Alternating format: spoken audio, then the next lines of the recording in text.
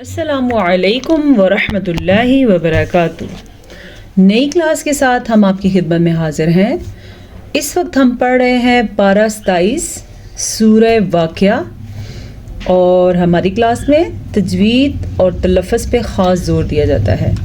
اگر آپ آج کی کلاس لے لیں گے تو امید ہے کہ آپ کو خاطر خواہ فائدہ ہوگا۔ تو چلتے ہیں آج کے سبق کی طرف۔ اعوذ باللہ من الشیطان الرجیم، بسم اللہ الرحمن الرحیم۔ سورہ واقعہ ہے، یہ پارہ 27 ہے، آیت نمبر 53 تک کل ہم نے پڑھا ہے۔ آج ہم نے آیت نمبر 54 پڑھنی ہے۔ فَشَارِبُونَ عَلَيْهِ مِنَ الْحَمِيمِ، فَشَارِبُونَ شین کھڑی زبر شا، پھر فا کو کیسے پڑھنا ہے؟ فا زبر فا، فا کو لمبا نہیں کرنا، کیوں؟ فا کے اوپر زبر ہے، اگر ہم فا کو لمبا کریں گے تو وہ بھی کھڑی زبر بن جائے گی۔ شین کے اوپر کھڑی زبر ہے تو اس کو کھینچ کے پڑھیں گے ہم، کیسے؟ فَشَارِبُونَ رازر ری، با پیش واؤ بو، سمجھ آ رہی ہے بات کی؟ یہ واؤ مدہ ہے اور یہ کھڑی زبر ہے۔ واؤ مدہ بھی کھینچ کے پڑھا جاتا ہے اور کھڑی زبر بھی، جبکہ زبر زیر پیش بغیر کسی اسٹرینتھ کے پڑھا جاتا ہے، اس کی کوئی لمبائی نہیں ہوتی۔ فَشَارِبُونَ عَلَيْهِ، آئین کے تلفظ کے اوپر خاص دھیان دینا ہے۔ اکثر لوگ علیہ کو علیہ پڑھ لیتے ہیں، تو یہ ایک بہت بڑی غلطی ہے، کیونکہ علیہ کا مطلب اور ہوتا ہے اور علیہ کا مطلب کچھ اور ہوتا ہے، یعنی ایک دوسرے سے چینج ہے اس کے معنی۔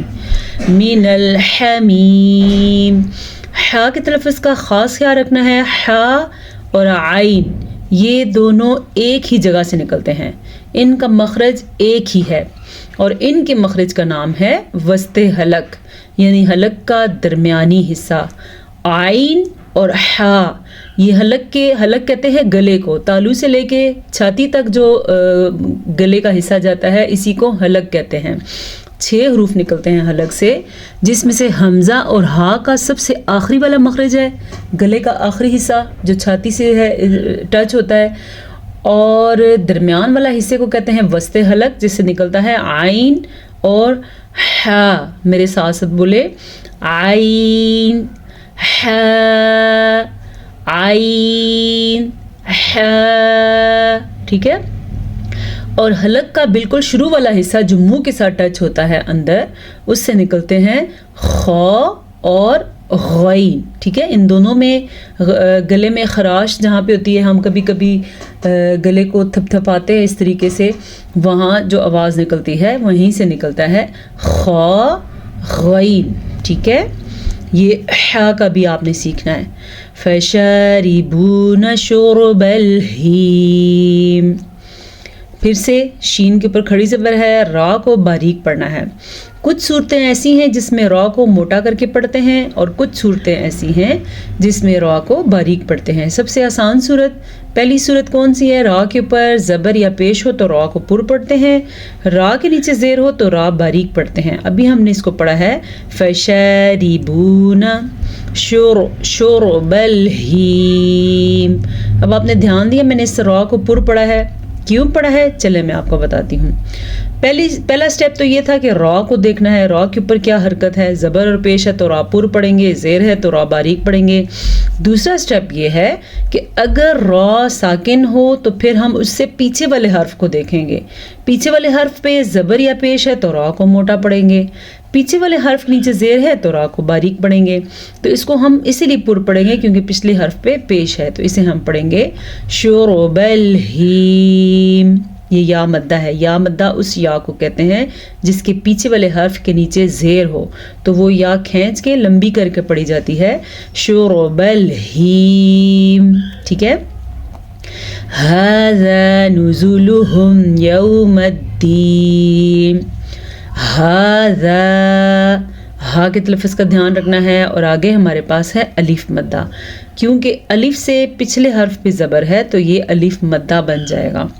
اس کو جتنا اس کو لمبا کرنا ہے اتنا ہی اس کو لمبا کرنا ہے، ان دونوں کی مقدار بالکل سیم ہے۔ ہذا، ٹھیک ہے؟ نزولہم، نزولہم، اب اگر کوئی بندہ پڑھتے پڑھے نزولہم تو اس نے غلطی کی. آپ کو سمجھ آئی کیا غلطی کی؟ اس نے زا کو لمبا کر دیا, زا کے اوپر الٹا پیش ڈال دیا, نزولہم غلط. اس کو ہم پڑھیں گے نزولہم. اچھا بعض لوگ پڑھتے ہیں نزولہم جلدی میں, لام کے اوپر پیش ہے, اس کو ہم زبر نہیں بنا سکتے, بجائے اس کے کہ بڑی غلطی ہو جائے تو ہم اسے پڑھیں گے نزولہم یوم الدین. نحن خلقناکم فلولا تصدقون. نحن زیادہ تر لوگ پڑھتے ہیں نحنو, تھوڑا سا بھی لمبا کیا تو وہ الٹا پیش بن جائے گا, واو مدہ بن جائے گا. تو اسے ہم نے پڑھنا ہے نحنو.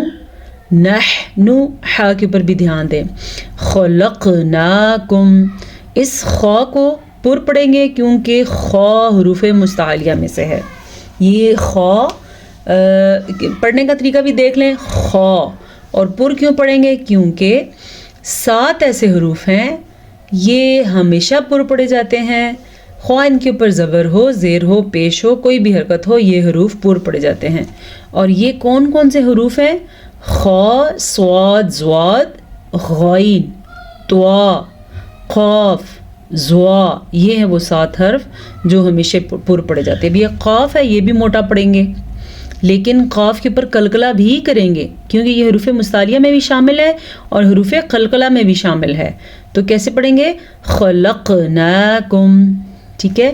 فلولا تصدقون, تصدقون, اس سواد کو پر پڑھیں گے اور ادھر قاف کو بھی پر پڑھیں گے کیونکہ سواد بھی حروف مستعلیہ میں ہے. خا, قاف, سواد, یہ تو ہمارے سامنے آ گئے, اور یہ قاف بھی. تصدقون.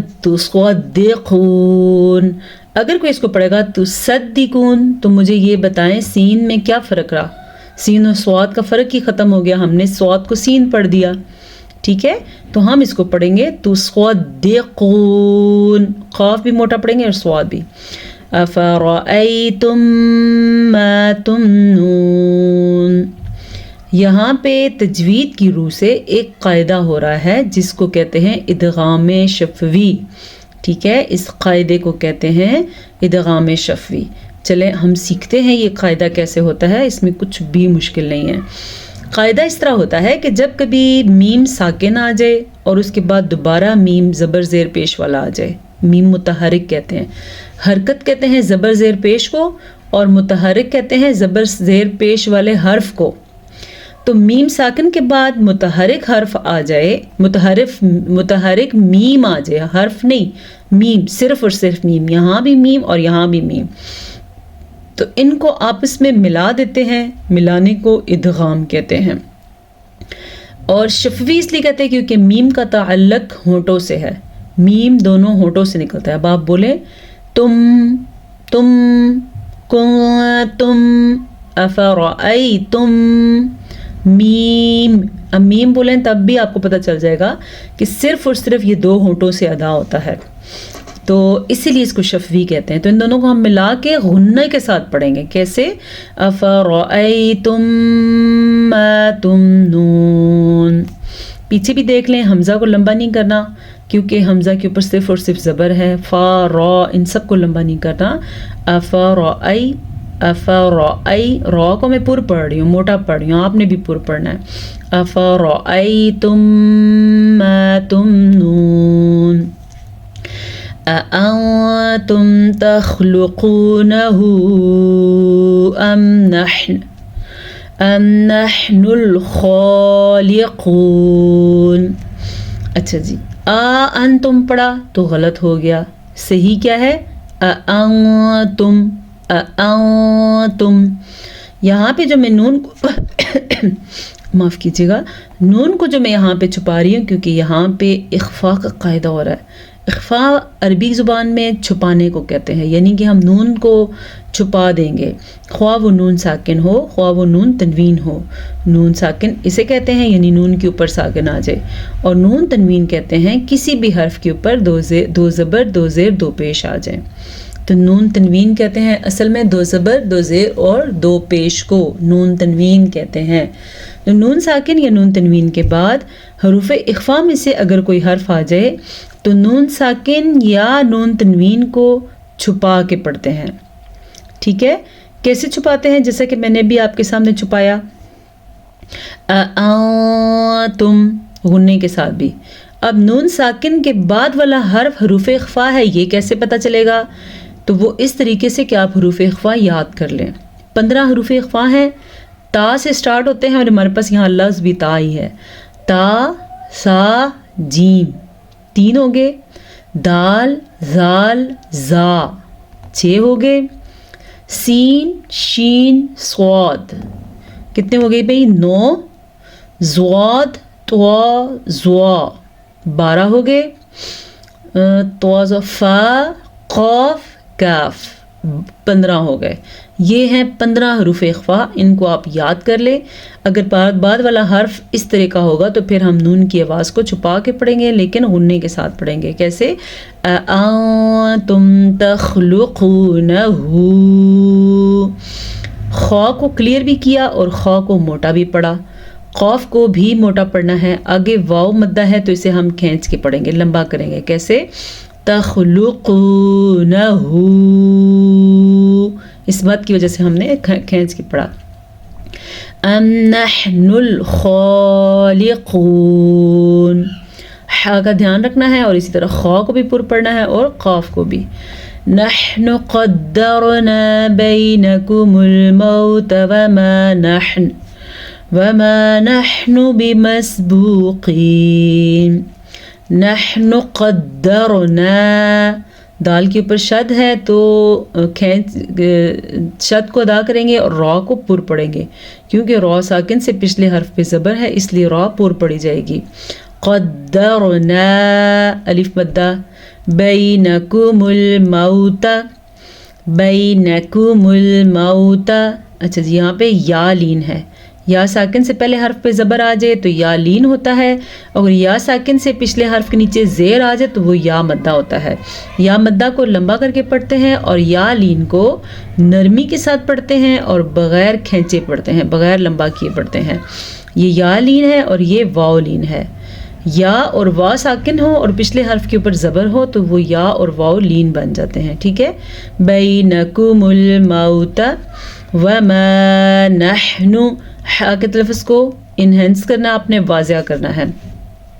بمسبوقین, یہ واو ساکن سے پہلے پیش ہے تو یہ واو مدہ ہو گیا. یہ یا ساکن سے پہلے زیر ہے تو یہ یا مدہ ہو گیا. ٹھیک ہے, ان دونوں کو کھینچ کے لمبا کر کے پڑھتے ہیں. بمسبوقین علی ان نبدل امثالکم امثالکم وننشئکم فیما لا تعلمون. علی, پھر سے مد کا دھیان رکھنا ہے. ٹھیک ہے, کیونکہ مد جو ہے مد یہ والی 2 سیکنڈ تک لمبی کی جانے والی مد ہے, پھر ساتھ کھڑی زبر بھی ہو گیا تو تقریباً یہ 3 سیکنڈ ہو گئے. علی ان نبدل, یہاں پہ غنہ کرنا نہیں بھولنا آپ نے. اکثر لوگ اس کو پڑھتے ہیں ان نبدل, کیا آپ بھی ایسے پڑھتے ہیں ان نبدل؟ تو آپ غلط پڑھ رہے ہیں, کیونکہ آپ نے یہاں پہ غنہ ہی نہیں کیا, آپ نے پڑھنا ہے ان نبدل. یہ غنہ کیسے ہوتا ہے یہ بھی سیکھ لیں آپ.